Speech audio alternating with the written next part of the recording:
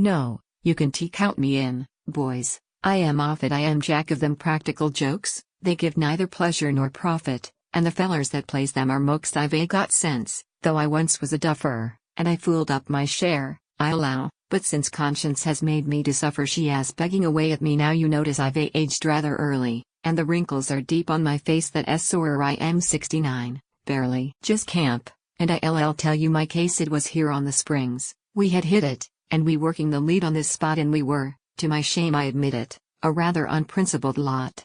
We were drunk all the day on the Sundays, no wickeder habit exists, and our exercise mostly on Mondays was feats of endurance with fists. See, the wash was in tea what we call wealthy 10-pennyweight stuff, thereabout, and we took matters easy and healthy. Now we rush for the same, I've no doubt. Well, one morning, from over the border 2 Mongols moved into the camp, which we voted a thing out of order. The climate for chows was too damp, but it happened a couple of troopers arrived on the Springs that same week, so the Chinks, in their opium stupors, didn't wander down into the creek, or get drowned in the dam at the Crescent, as we reckoned might happen somehow, but they settled down, easy and pleasant, and there wasn't the smell of the row house ever. We weren't along twigging the chows were an ignore and pair, and knew nothing at all about digging, and that was our chance to get square. It was according to Basto's directions, though I volunteered for the game, to ensnare their Mongolian affections, and lay them right onto a claim round the bend where we bottomed a duffer myself and Pat Foley right there,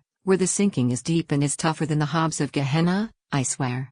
Was shaft was a regular clinker, which it riles me to think of today. Quite a fortnight it took us to sink her, and then we came through on the clay, not the ghost of a handful of gravel. Well, we dropped it without any fuss, on the hill pegged the best we could snavel, and the devil could prospect, for us.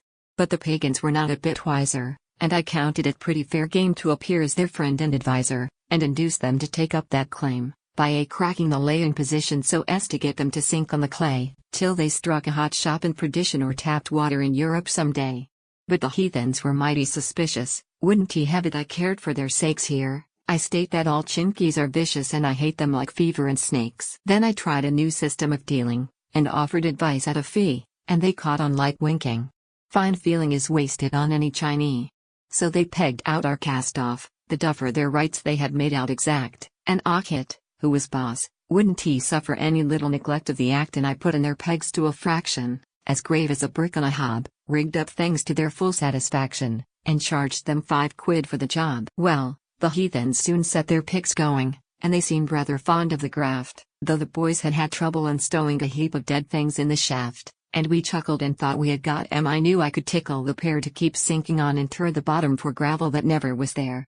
Next night a most harrowing rumor went round, and the camp was half daft. It was said that a nugget of boomer had been found by the chows in our shaft. Point of fact, that the pagans had struck it, had knocked down a sample of wash that looked good for a pound to the bucket, and our joke had gone hopelessly squash. It was wrecked, boys, by all that is holy. We struck a false bottom, no doubt, and the fortune of Self-Foley was scooped by Ockett and Ogout. We resolved that these Chinese were sapping the wealth of the land, and agreed on a project for catching them napping when the troopers rode onto the lead. Yes, we scrambled for claims all around and we made the foam fly for a week, but the chows had the gilt edge. Confound they lobbed right on top of the streak. No, your joke, boys, I reckon is risky, and somewhat ridiculous, I think, but I am with you for friendship and whiskey if one of you orders the drink.